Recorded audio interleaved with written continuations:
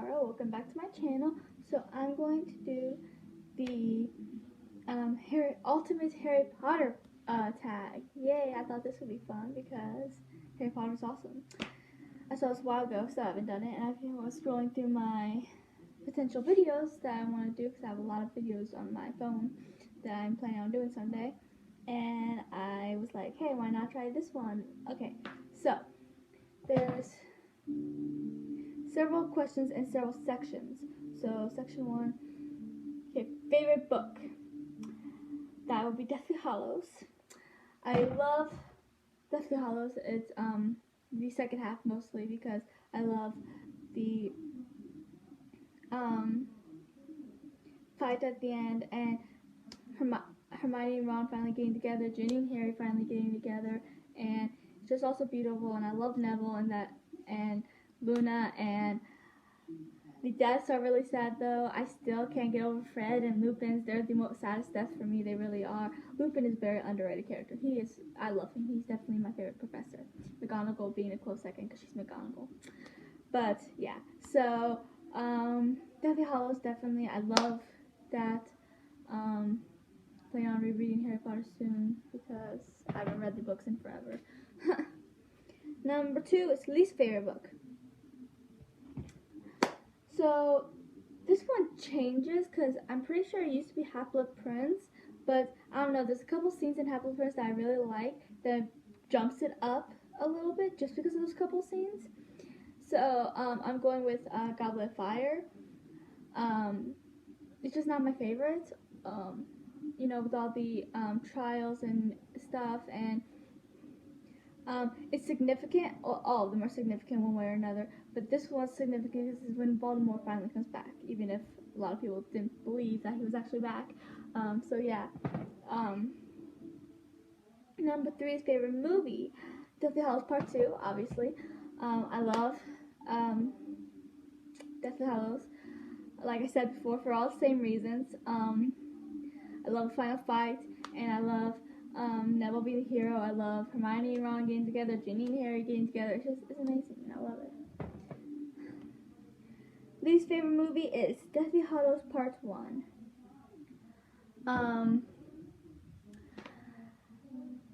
The first part, even though it's technically a different movie, that's why I didn't go with that for the book one, because they technically are the same book, but on here they're technically different movies. Deathly Hallows Part 1 is just so boring. They're not doing much. They're basically just looking for Horcruxes, and honestly, it doesn't even get interesting until they get to until they find Neville, and Neville leads them to the school. That's when it gets interesting. Okay, so this is a different section. Question 5, favorite Weasley. Ron and Ginny. They are my favorite male and female character in the entire franchise, books and movie. I know a lot of people don't like movie Ginny, and some people don't like movie Ron, but I don't know. I just love them on both. I haven't read the books in a while, but I'm going to do that soon. But Ron and Ginny are my favorite male and female in the end. Like, no matter what, they are my favorite characters, and because they're my favorite characters, obviously they're my favorite Weasleys. I just love them so much, and Jenny's very underrated in my opinion, even book Jenny, because a lot of people do love book Jenny, but no matter what, she just seems very underrated. I don't hear people talk about her very much, and I love her. I love her so much, and she deserves more love, and Ron deserves more love too. So yeah, those are definitely my favorite characters. Number 6 is favorite female. I just answered this, that would be Jenny. She's amazing, but I am a huge fan of Hermione and Luna as well. They're also high up on the list, but Jenny is number 1 when it comes to females because Jenny is amazing. Favorite villain? Okay, Bellatrix. Is there really a competition? I mean, it's Bellatrix. It's Bellatrix. She's amazing. We all love Bellatrix, right? If you don't love Bellatrix, then you're just wrong. Because Bellatrix is awesome. She's insane, and she's kooky, and she's crazy, and she's funny, and she's fun, and I just love her. Number 8, favorite male character, and I answered this before too, and that's Ron, because he's amazing. I love him. He's Ron. He's sweet. He's kind. He's strong. He's courageous. He's everything, and I love him, and he deserves so much more. But I also am a huge fan of Neville and Lupin, so they're high up on the list too. But Ron will always be number one because they're amazing. He's amazing. He's Ron. Number 9 is favorite professor. I answered this earlier too. I keep answering the questions before the questions actually pop up. Lupin is my favorite professor because he's amazing and he's very underrated, and he helped Harry a lot, and he was like a father figure to Harry, the last one that died in the battle, and he's just amazing. He deserves so much better. McGonagall would be a close second because she's McGonagall. She's stinking awesome. She's amazing. So yeah. Next section. Number 10 is, would you rather wash Snape's hair or listen to Lockhart talk about himself? Wash Snape's hair, because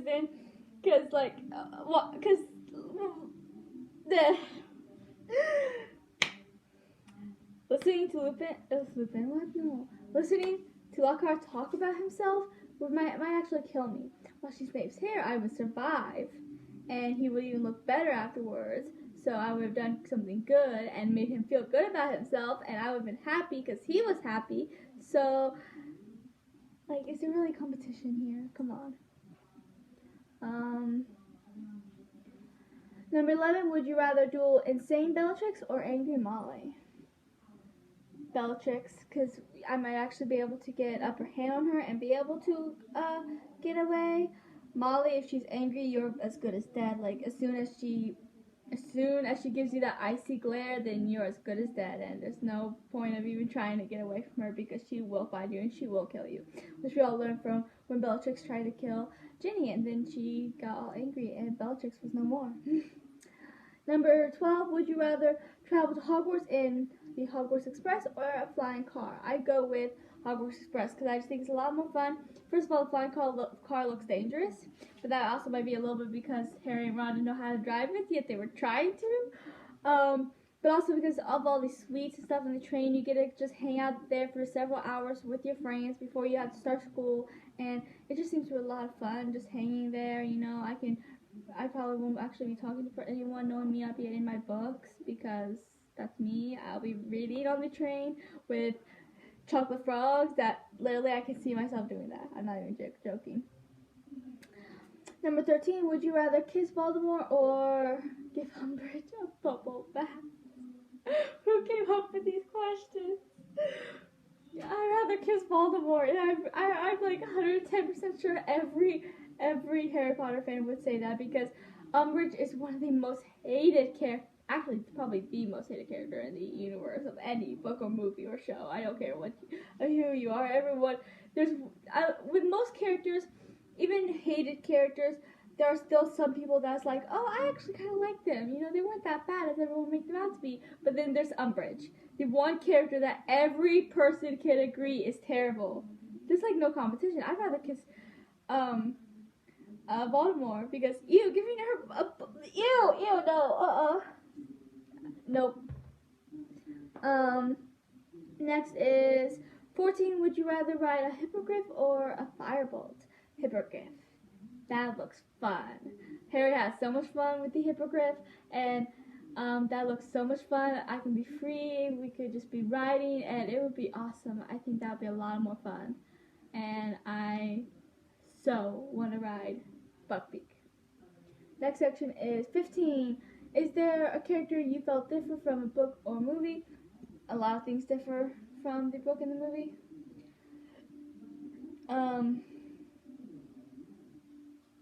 Things, characters, and yeah, a lot of the characters are different. So yeah. Number 16, is there a movie you prefer over the book? No. Honestly, Harry Potter is my favorite movie of all time, and the books are actually my third favorite book of all time because there are 2 other books that I do prefer. And when I read that, and they're both from the same author, and when I read the other 2 series, it might drop down to 5th, depending on if those series are as good as the other 2, then yeah, and I'm really scared because like I don't want Harry Potter to be that low, but it might be. I lost it. Okay, here I am. Number 17. This is where I'm at, right? Yeah, it is. Okay. Number 17. First or second Dumbledore? First. The first Dumbledore is a lot like the book Dumbledore, pretty much. And the second Dumbledore was a lot different, was a lot more aggressive, not so much nonchalant and stuff like first Dumbledore, like the book Dumbledore. And that's because the second Dumbledore wanted to, like, apparently he wanted to put his own spin on the character, but at the same time you didn't create this character, so I don't think you get a say about putting your own spin on the character because you didn't create the character. You're just playing the character. Number 18, favorite thing that wasn't included in the movie that made you disappointed. I think okay, I know what scene that is. That would be in the book when Ginny and Harry were talking. Would have been one of the later ones back. I think it was around the time Harry had feelings for Ginny, and I don't remember how this conversation started, but then I think it's like I said, it's been a while since I read the books. I just remember this scene, and Harry said something about like no one understanding what it was like to have Voldemort in your head, and then Ginny like got all angry. She was like, "Oh yeah, because it's not like I didn't want to do all of that in my first year." It's like I don't remember exactly how she worded it, but basically she told him off because he says she's like yeah, I had Voldemort in my head. He's like, oh yeah, I forgot. And she's like, yeah, well, lucky you. And that's something I wish is talked about more in book and movie, honestly. The fact that Ginny did have Voldemort in her head. She's literally the only person that understands what Harry's going through because she is the only other person that has had Voldemort actually inside her head, making her do things that she would never do otherwise. And the relationship between her and Tom Riddle should be talked about more in period. I actually have a photo that explains all this. Maybe I'll show it sometime and read it off. I probably won't be able to find it now, but I wonder if I could find it actually, because that whole thing needs to be talked about more, because Ginny went through a lot her first year, you know. Actually, honestly, she kind of went through just as much, if not more, than what Harry, Ron, Hermione went on their first year, because they had each other. Ginny was all alone. That makes it worse, you know. And Ginny, where the heck is it? I can't even find the album I'm looking for. Okay. And Ginny, she was all alone. She did all these things that she didn't want to do. And, I mean, and then, it's just so annoying. Here it is. It says, I feel like the relationship between Tom Riddle and Ginny isn't talked about enough. I like to think that Ginny was in love with Tom because of his similarities to Harry, except Tom actually gave her the attention she desperately wanted. It's part of why I ship Ginny and Harry so wholeheartedly. Ginny's one of the few people close to Harry who understands what it is like to have Voldemort in your mind, including what you do. Everyone else, especially Hermione, acts like it's easy to keep him out. And it's so true because Ginny went through hell, and everyone just kind of brushes it off like, oh yeah, she hasn't been through that much. It's not like she actually has had Voldemort in her head.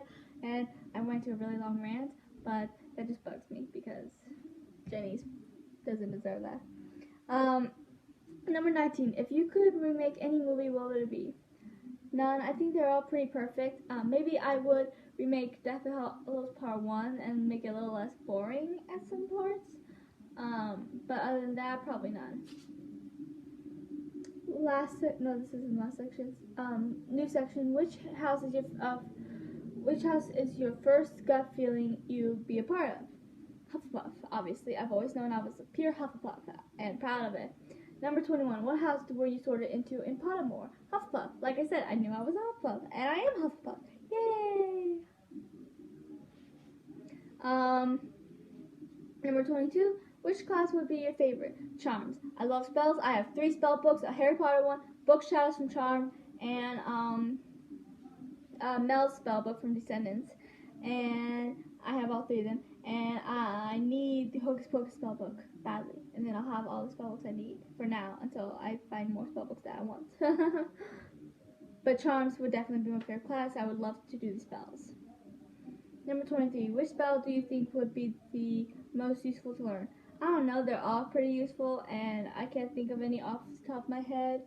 But I think they will all be useful in their own ways. Number 24. Which character do you think you'd instantly be friends with Jenny. Not just because of the fact that I love her, but because I just think we'd get along really well, and I think, because it doesn't really show her having any friends except for Luna. I think the two of them, it doesn't really get into their friendship. I think it gets into it a little bit, and I think they're really good friends. But I don't know. It doesn't really show Jenny with anyone. It kind of shows her alone, and it makes me sad because she just shows so much more. Okay, last section. Number 25. If you could own one of the three Hallows, which one would it be? The cloak. I don't want the Elder Wand because people will keep trying to kill me to get it, and I don't want the Resurrection Stone because no one should have that much power. So the cloak would be fun because I could like go inside of a library and just read, and I'd probably sound really boring because that's the first thing I think of, but I am a huge avid reader, so. Number 26, is there any aspect in the books you want to change? I would like to see more Hermione and Ron's relationship, like maybe have them actually get together a little bit sooner so you can see their dating relationship a little bit more, and Harry and Jenny's relationship a lot more. I would like Harry to fall in for her a little bit earlier, because I really love, one thing I love about Order of Phoenix, I think that's the movie, right? No. Half-Blood Prince. I think it might be Half-Blood Prince.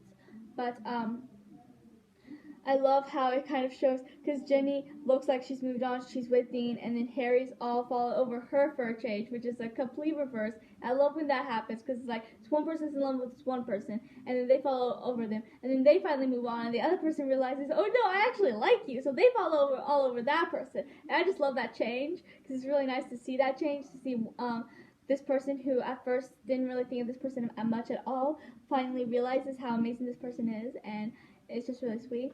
But I also like to see a Draco redemption arc because it kind of showed at the end that he had changed, that he doesn't want this life, and he was able to get married, and he was able to have a son and be happy. And I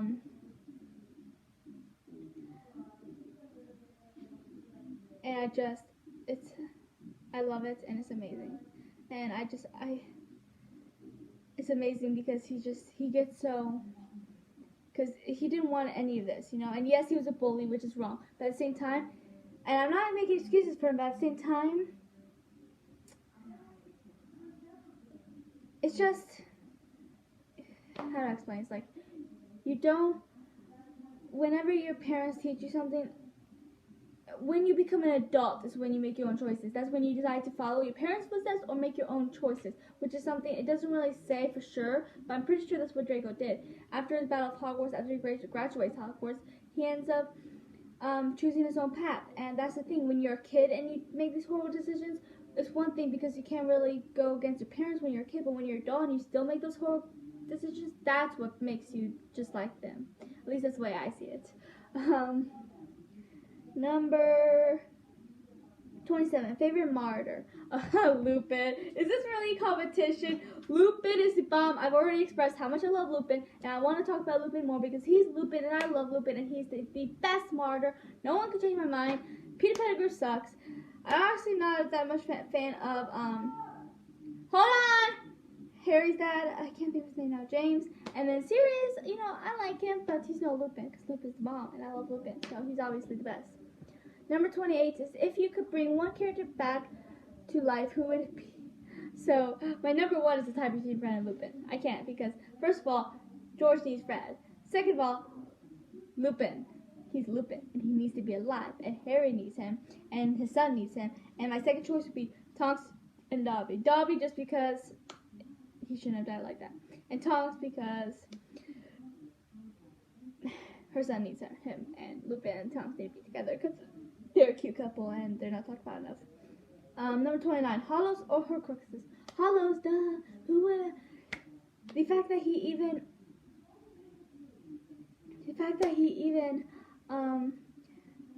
who would actually put your soul in different things for Horcruxes? No, Hollows definitely. Is that even a question? I'm pretty sure everyone would say Hollows, unless you're a psychopath, then you might say Horcruxes. But that's besides the point.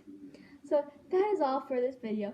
Please like and subscribe and comment your thoughts, your feelings, your answers, or do this tag and tag me in it. I would love to see it.